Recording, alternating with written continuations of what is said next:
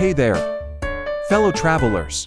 Today, we're embarking on a road trip through the heartland of America, Nebraska. Nebraska is a state that offers a unique blend of scenic beauty, rich history, and charming small towns.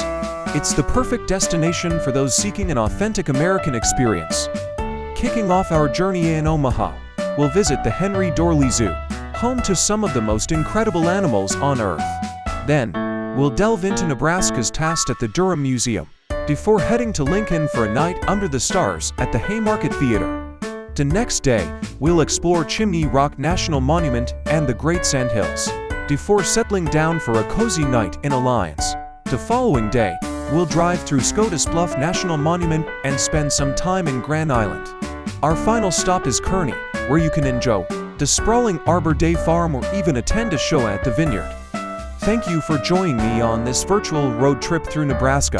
If you enjoyed this video and would like to see more travel adventures like this one, don't forget to hit that like button and subscribe to our channel. Until next time, safe travels.